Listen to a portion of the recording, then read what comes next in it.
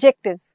At the end of the session, you should be able to cite the opportunities for agribusiness in India, identify the various government policies relating to agribusiness, explain the various regulations in agribusiness. Dear students, in the previous sessions, we went through the various functions of the management process. In this session, we will be discussing about various policies and regulations relating to agribusiness. Let me first begin with opportunities for agribusiness in India. As we are aware, agribusiness is an industry engaged in the production, operations of a farm, the manufacture and the distribution of farm equipment and supplies, and the processing, storage and distribution of farm commodities. India, being an agricultural country, the scope and opportunities to perform agribusiness is wide. But before diving into business, it is essential that we learn the nuances of agribusiness and its feasibility in India. Opportunities for agribusiness in India. Indian economy is dependent on agro-based activities, as about 65% of the total population living in rural areas is dependent on agriculture for their livelihood. A majority of them spend over 90% of their earnings on basic needs such as food, fuel and health care. More than 50% of the rural families with an annual income below Rs 11,000 are unable to meet even these essential needs. Thus, in a developing country like India, economic development should ensure prosperity among the rural people.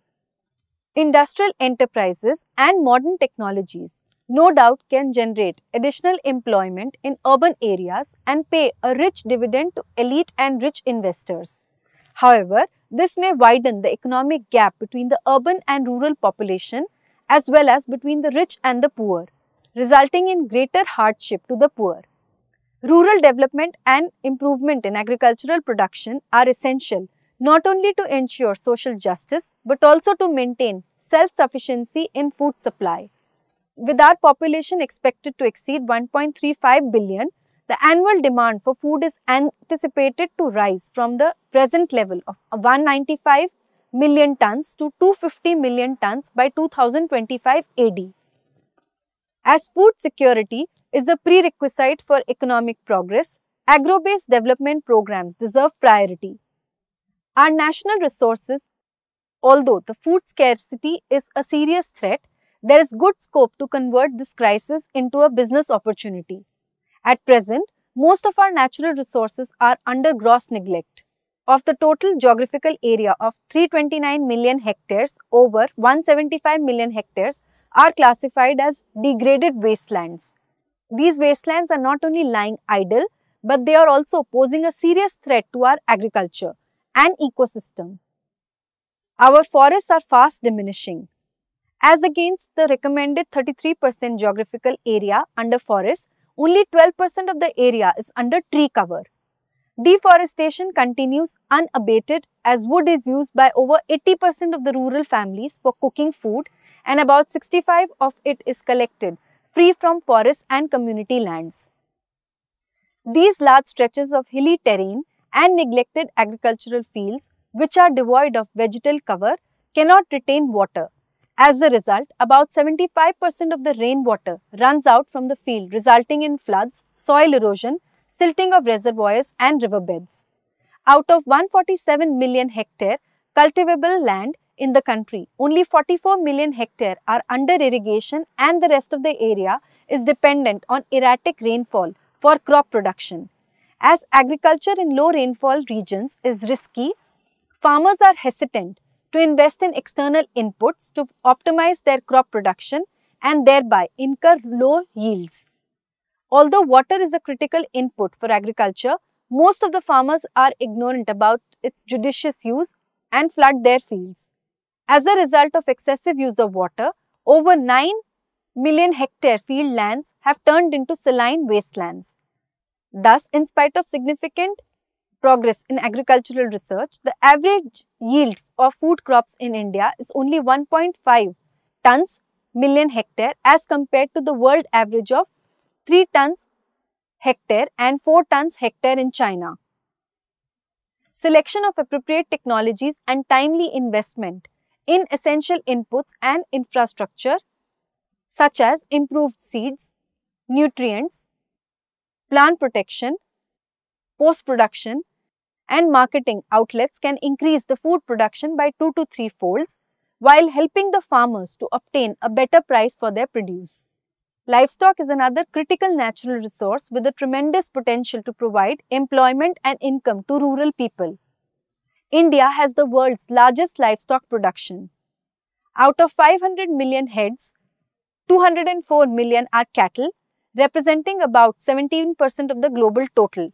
There are 84 million buffaloes, representing 56% of the world population, and about 200 million sheep and goat. Among the livestock, development of cattle for milk production can be a sustainable economic activity in the rural areas. Cattle is maintained by all sections of the society, irrespective of their caste and income level, and the demand for milk and dairy products will continue to increase during the next 20 years, till the annual production rises from the present level of 76 million tons to 150 million tons. The task is not difficult as the bulk of it is presently contributed by 5 million crossbred cows and about 10 million buffaloes, which represent only 15 to 20% of the milch animals, while the crossbred cows yield an average of 6.5 to 7 kg per day and buffaloes yield 4.0 kg per day. The remaining 85% indigenous cows yield an average of only 1 kg per day. The average milk yield of cattle in India is only 987 kg as compared to world's average of 2380 kg per lactation. With breed improvement, better feeding and health care, it is possible to improve the production of the existing cattle and substitute with high-yielding stocks. Cattle development is an extremely attractive occupation as with only 3 crossbred cows, a poor family can earn an annual profit of 15,000 to 18,000 rupees and improve their quality of life. It is unfortunate that with all natural resources lying idle, the custodians of these assets are also unemployed. As agriculture alone in non-irrigated areas cannot provide year-round employment, most of the farmers, including the large landholders, are underemployed for over 6 to 8 months during the year. In such a situation, there is a good scope for introduction of appropriate technologies to conserve these natural resources, which in turn can provide sustainable livelihood to the local communities. The developmental problems in rural areas are multidimensional. The major areas affecting agricultural production and rural prosperity are lack of resources, appropriate technologies, inadequate infrastructure, skilled personnel, and lack of confidence among farmers. Being poor, most of the farmers are not able to procure critical inputs on time and thereby end up with low yields. Even after successful cultivation, farmers often face marketing problems arising of surplus production, lack of storage and marketing facilities. Thus, the development program should be promoted as an enterprise and the farmers should manage their farms as a business and not as a family tradition. Agribusiness. Introduction of management principles to operate agribusiness on pilot scale has paid rich dividends in the recent past. With such an approach, India can be the leader of the South countries. With plenty of labor, land and water resources, along with tropical weather conditions, India can compete with other developed countries and capture the global market. With improved agricultural practices and water resources management, India can achieve food sufficiency by cultivating only 100 million hectare and allotting the remaining 45 million hectare for growing crops of commercial importance.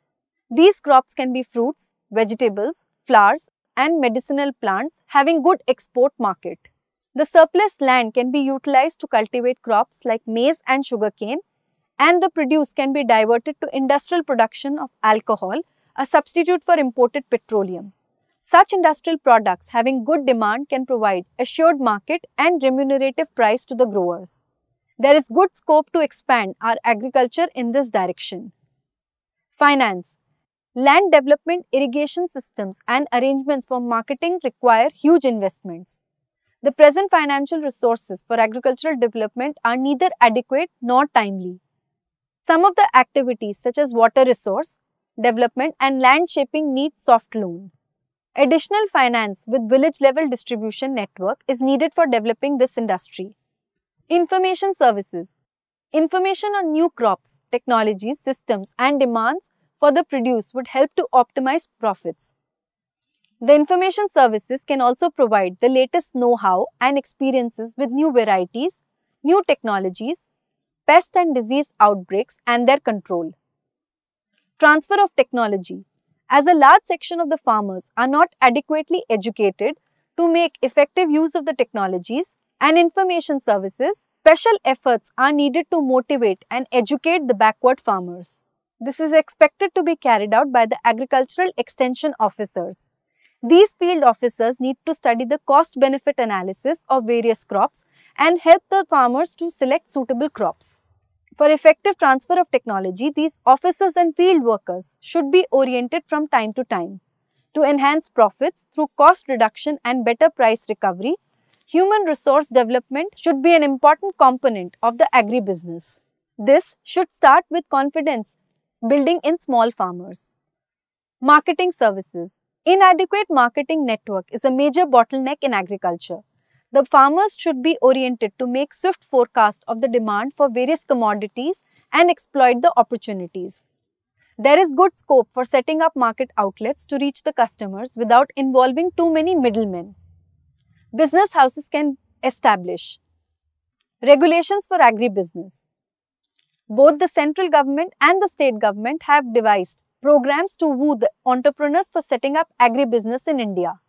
They may be classified as programs falling under small-scale industries, khadi village industries, small and medium industries, large industries based on the finance required for investment. Apart from these, we have to harness the export market after signing the WTO agreement.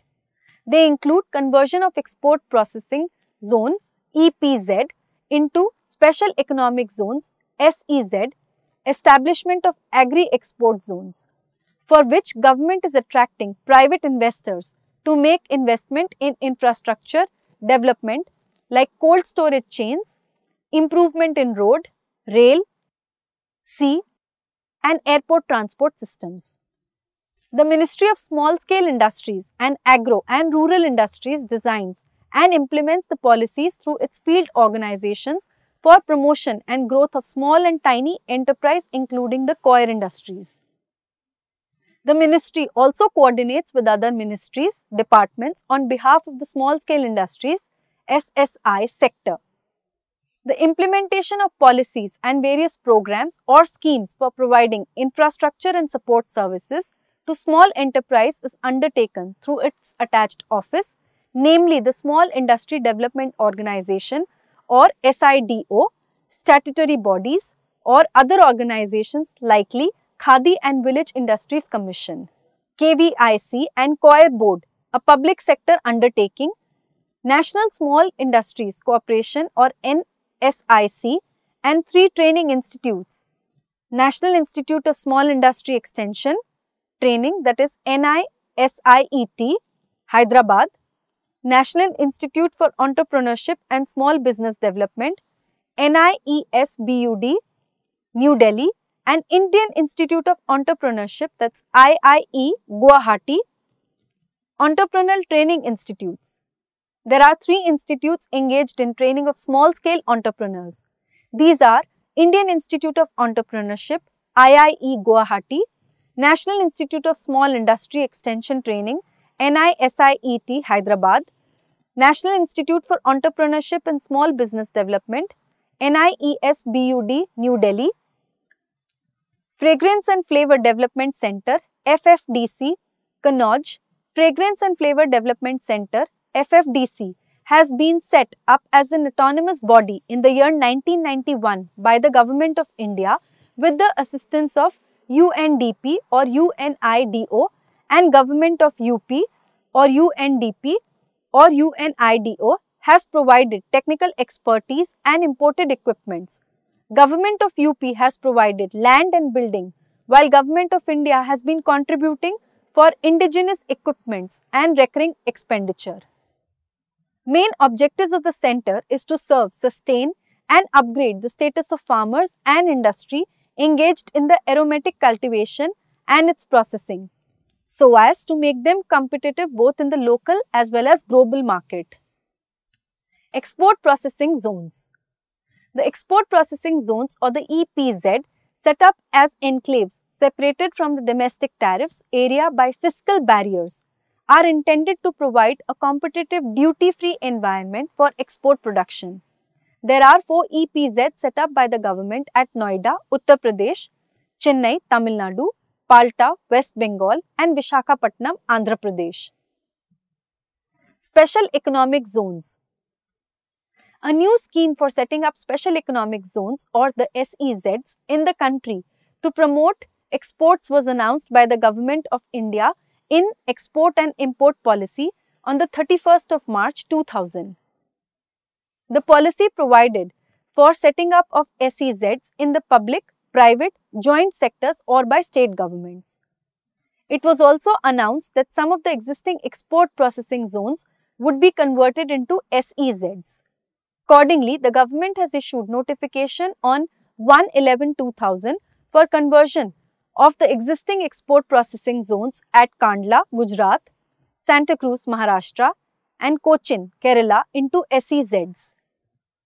Notification has also been issued for conversion of private sector EPZ at Surat, Gujarat into the Special Economic Zone at the request of the promoters.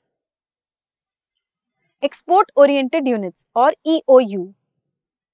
The Export Oriented Units, or EOU system, introduced in the early 1981 is complementary to the EPZ scheme.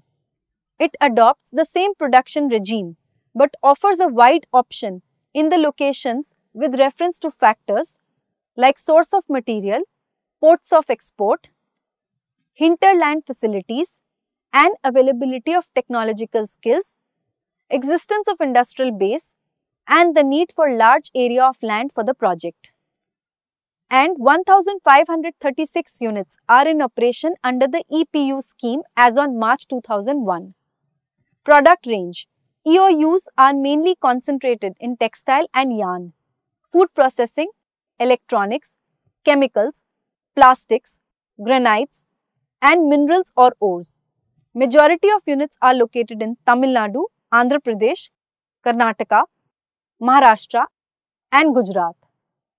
Export Promotion Industrial Park, or the EPIP scheme, a centrally sponsored Export Promotional Industrial Park EPIP scheme has been introduced in the year 1993-94 with the view in involving the state governments in the creation of infrastructure facilities for export-oriented production. The scheme provides that 75% of the capital expenditure incurred towards creation of such facilities, ordinarily limited to Rs 10 crores in each case, will be met from a central grant to the state governments. New Anna Maru Malarachi Thittam. The state government of Tamil Nadu has introduced the new Anna Maru Malarachi Thittam in April 2002 to set up agribusiness units with the minimum investment of Rs 35 lakhs at the rate of 1 unit in each block. This scheme provides scope for setting 385 agribusiness units in Tamil Nadu. Agri-Clinic and Agribusiness Centers. Small Farmers Agribusiness Consortium, in cooperation with Manage, has drawn plans to provide training on management capacity building for those willing to set up agri-clinics and agribusiness centers, either as individual or a group. 5. 4 agricultural and allied graduates and 1 management graduate, with a maximum loan assistance of Rs 10 lakhs for individuals and Rs 50 lakhs for a group of 5 entrepreneurs. Regulations. Legal regulations. Decisions are strongly affected by laws pertaining to competition, price setting, distribution, arrangements, advertising, etc. It is necessary for a manager to understand the legal environment of the country and the jurisdiction of its courts. The following laws that support the agribusiness in India are: Indian Contract Act of 1872, Factories Act of 1948, Minimum Wages Act of 1948, Securities Contracts Regulation Act of 1956, now replaced by the SEBI Act, the Companies Act of 1956, Trade and Merchandise Marks Act 1958, Monopolies and Restrictive Trade Practices Act 1969, the Water Prevention and Control of Pollution Act 1974, the Air Prevention and Control of Pollution Act 1981, Sikh Industrial Companies Special Provision Act 1985, Environment Protection Act 1986, Consumer Protection Act 1986, Securities and Exchange Board of India Act 1992, Taxation laws covering corporate tax, indirect taxes like excise, customs, sales tax and wealth tax. Policies for agribusiness. To protect the farmer's interest and to ensure adequate availability of food grains for official procurement from the unfair practices by private grain traders, a large number of restrictions were imposed by the central and the state government. However, excessive regulations of domestic marketing has resulted in increased marketing costs, risks and uncertainty which impacted the performance of agriculture sector. World Bank 2004. Excessive regulations dampen growth through suppressing competition in the market. Further, India has achieved food security at the national level through its interventionist policies in input and output markets. However, it is not sustainable to continue with controlled markets for long time. To achieve higher growths and move the sector in long-term sustainable growth trajectory, market reforms in agriculture need to be strengthened. The Government of India initiated domesticated market reforms in agriculture since 2000. These included improving the performance of commodity markets, reforms in APMC Act, reforms in price policy, rationalization of input subsidies, increasing public investments, operation of future trading and encouraging participation of private sector. Necessary changes have been effected to progressively dismantling controls and regulations under Essential Commodities Act. In February 2002, Government of India brought out removal of licensing requirements, stock limits and movement restrictions on specified foodstuffs order. This order removed all restrictions and licensing of dealers on purchase stocking, transport of the specified commodities, whiz wheat, paddy or rice, coarse grains, sugar, edible oil seeds and edible oils. It also specifies that issuing of any order by the states or the union territories under ECA for regulating licensing, storage, transport and distribution of any of the specified commodities will require the proper concurrence of the central government. The trade policy reforms progressed during 1990s to facilitate greater integration of agriculture sector with the global market. Quantitative restrictions on import of agricultural commodities were removed in April 2001. The list of commodities which were earlier canalized through state trading enterprises was trimmed down. The average import tariffs were also reduced considerably over time. Agricultural export policies were also liberalized in the year 1994. It included relaxation in export quotas, abolition of minimum export prices and increased availability of credit. To boost agricultural exports, Vishesh Krishi Upaj Yojana, Special Agricultural Produce Scheme, was introduced in EXIM policy 2007 with special incentives. However, the government often tampers with export policies to make available commodity supplies to stabilize the price level in the domestic market. Conclusion. This session has enabled you to know the opportunities for agribusiness in India, government policies relating to agribusiness, and various regulations in agribusiness. Industrial enterprises and modern technologies no doubt can generate additional employment in urban areas and pay a rich dividend to elite and rich investors. However, this may widen the economic gap between the rural and the urban population as well, between the rich and the poor, resulting in greater hardship to the poor. Rural development and improvement in agricultural production are essential not only to ensure social justice but also to maintain self-sufficiency in food supply. However, all areas still need information and support from each other for the organization to operate effectively. Constant communication and cooperation is essential for the business to achieve its aims and objectives. This often means that joint decisions have to be made between departmental managers or their staff to take account of everyone's needs. Thank you.